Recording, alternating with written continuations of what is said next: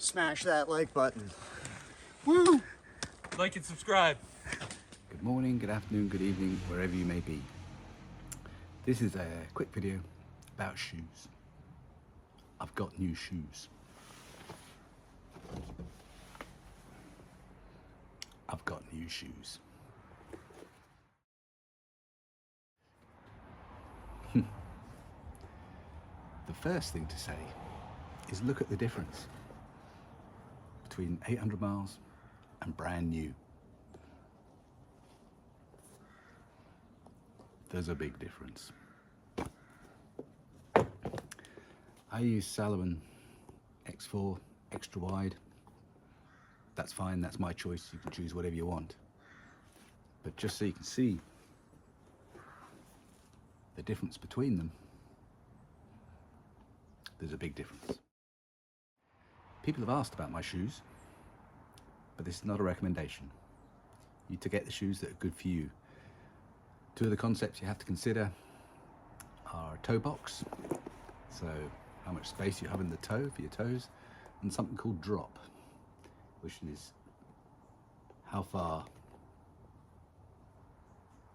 that distance is. I often get asked about what shoe choice I've made and why.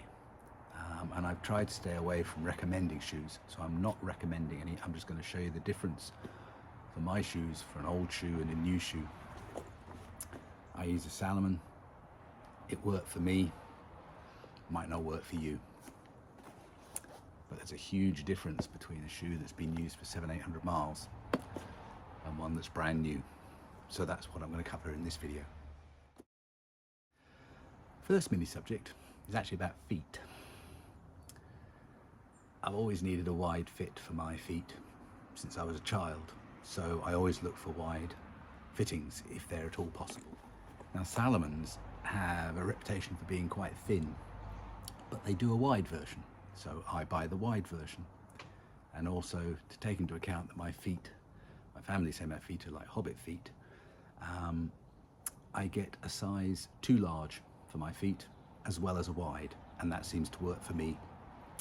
My toes never hit the end, they're around here somewhere, and I have enough width to grip my foot and enable me to do all the walking I do. The Salomons have been my choice for 3 or 4 years now. I've gone through quite a few other brands before that, and I did use one other brand at the end of the AT because I couldn't find any more Salomons, but I've only really used Salomons for the last 3 or 4 years, and they've never given me a blister. The only time in that period I got a blister is when I didn't make sure my socks were flush to my feet, and it ribbed up and it caused a blister. On that point I used darn tough socks,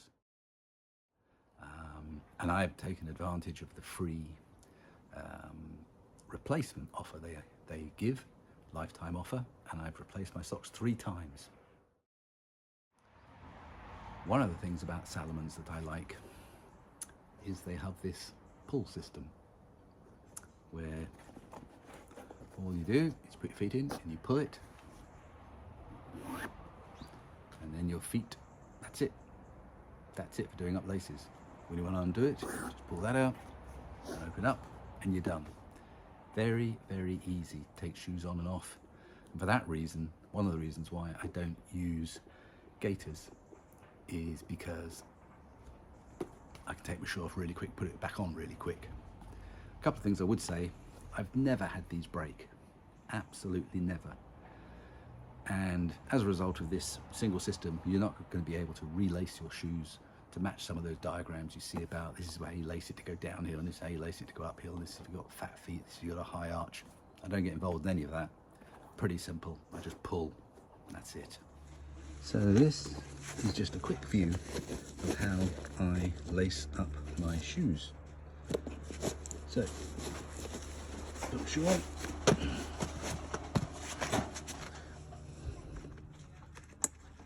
Pull, and it goes. Tuck it away. The next broad subject is about the sole. It's your attachment to the ground, as it were. That's where you get your grip from.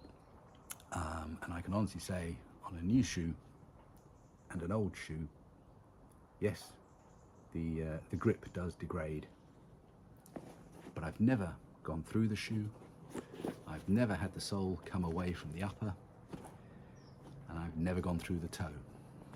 So for me, that's some pretty good plus points for these shoes. But again, they're shoes that work for me, they might not work for you. The next bit of the shoe, I'm just going to say the upper, so everything above the sole. I have no idea what mid-shoe and all that sort of stuff is, but just the upper. And what I can say is, for me, just because of the way I use the shoes, they always fail in exactly the same place for me. Not sure if you can see on here, there's failure points because I'm squeezing it there. I often get a failure point on the side here, just up here. But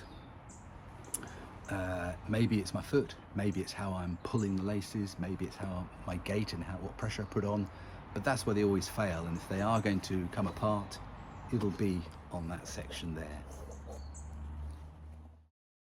The next little piece is just about inside the shoe, actually inside. Now, I have had the inner come out occasionally, mainly when I've gone through an awful lot of rivers. It might come out, fair enough, but generally they've stayed put, and the padding lasts a reasonable amount of time. I don't use inserts into shoes. I just get the shoe and my foot goes in it, and away I go. I don't buy any additional insert to put in it. I don't wear gaiters, I don't wear toe socks. I just wear these and darn tough socks. Final little piece is how long they last. Well, you can see from the rough look of the shoe, these last anywhere from 500 to 700 miles for me. Just depends what the terrain is. I don't do winter walking particularly, so I can't talk to that season, but for 3-season walking over every single terrain I've ever encountered, these have been absolutely fine. But new shoes are just a cost of walking. A quick comparison. So these are 2 shoes that are old shoes, and I use one of them in the garden, and this one has just recently finished. But the interesting thing is, the points of failure are the same on both. Where it wears away on the sole is the same on both. So I'm pretty certain it's fine for me. So that's it. I've got new shoes. Smash that like button. Woo! Like and subscribe.